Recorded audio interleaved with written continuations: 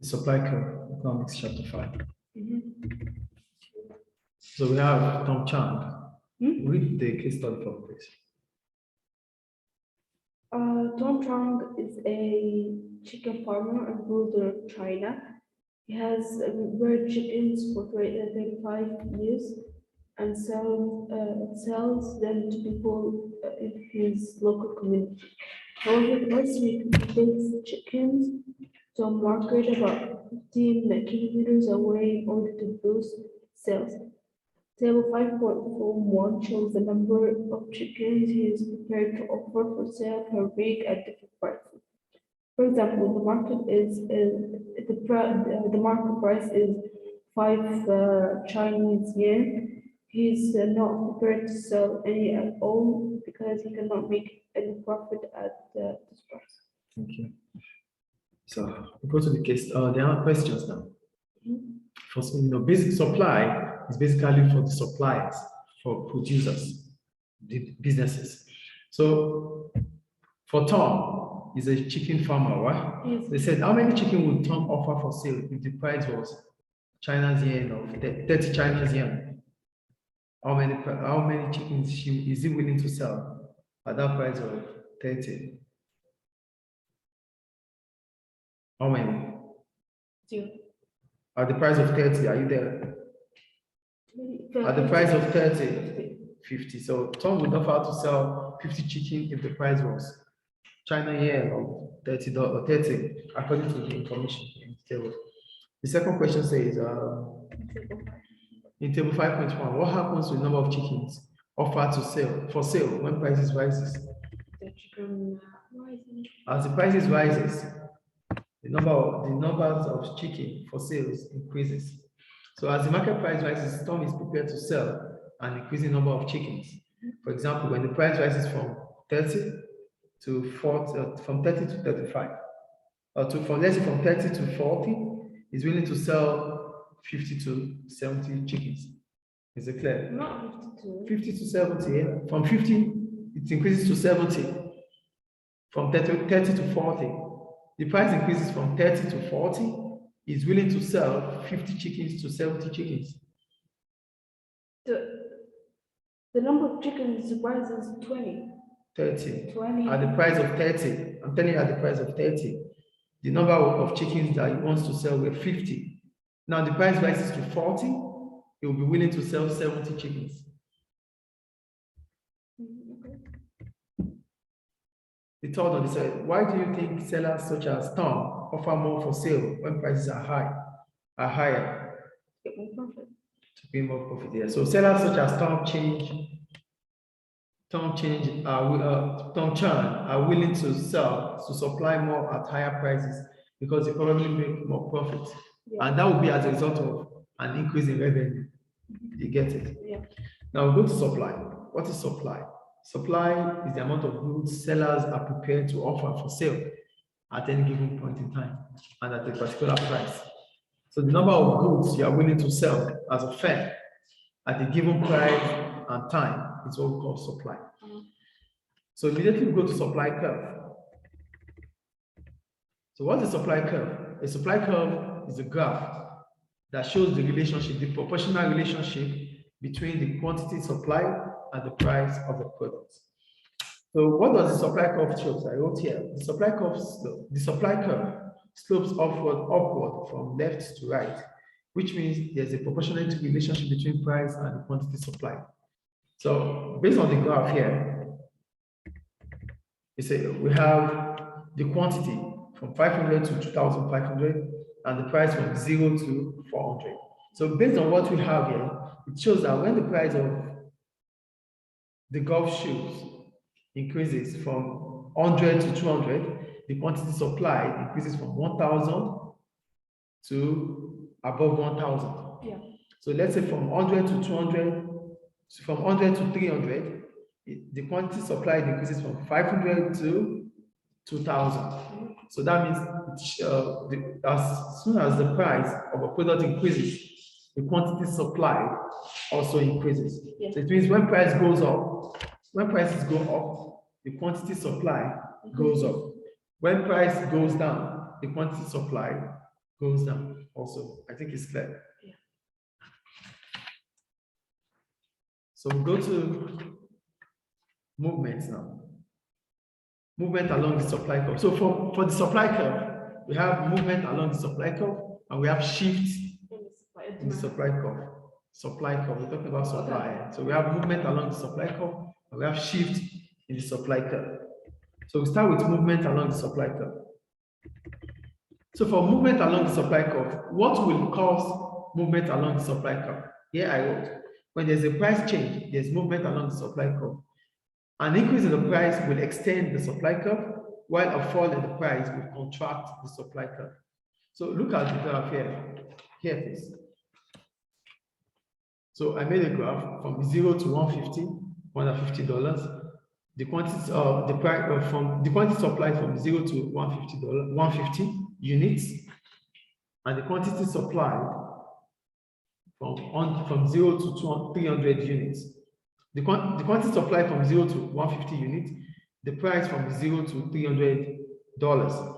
So as the price increases from 0, as the price increases from 0 to 100, so let's say from 100, as the price falls from 200 to 100, the quantity supplied reduces from 100 to 50, that is contraction. Then as the price increases from 200 to 300, the quantity supplied increases from 100 to 150, that is expansion. So contraction is a fall in price, expansion is a rise in price. I think it's clear. So that's about contraction and expansion. So look at the graph. Let's go back to the figure here for the golf shoes.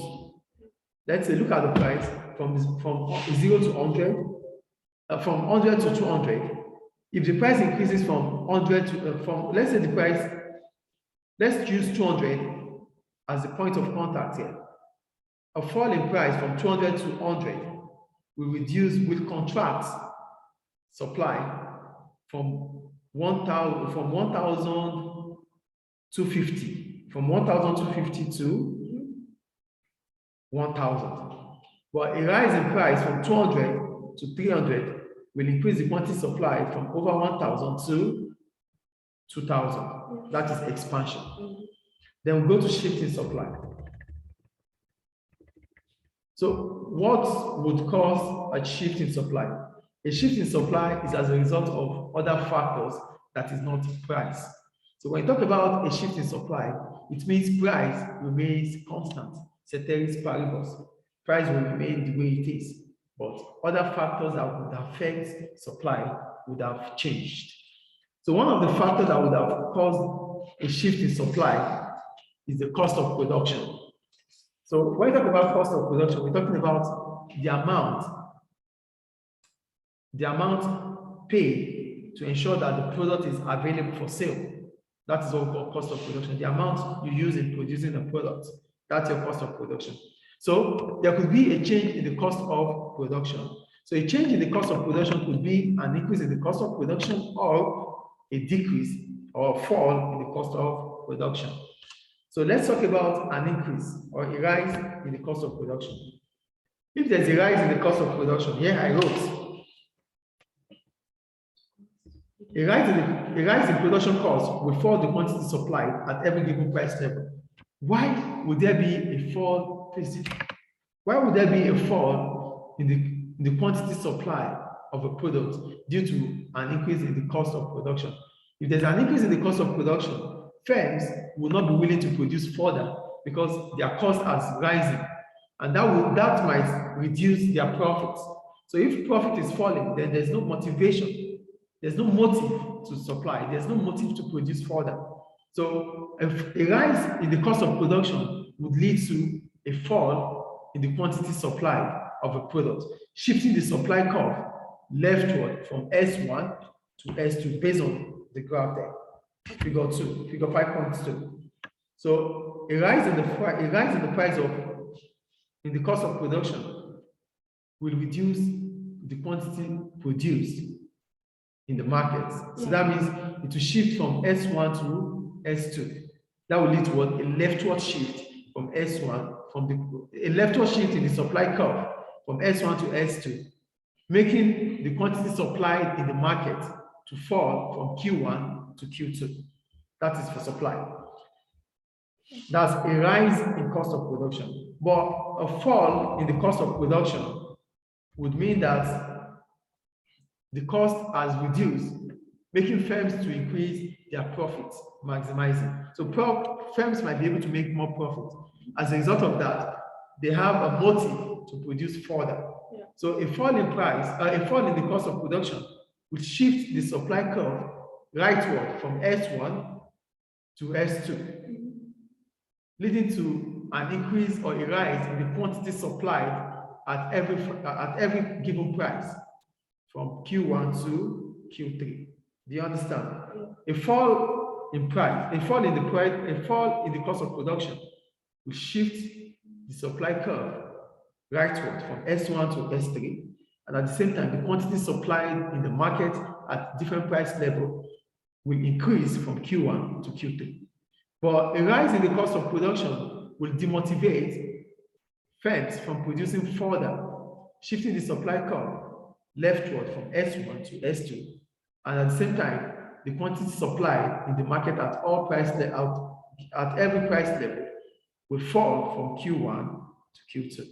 So is it clear? So for the supply curve, we said it shows the relationship between the quantity supplied in the market and the price in the market.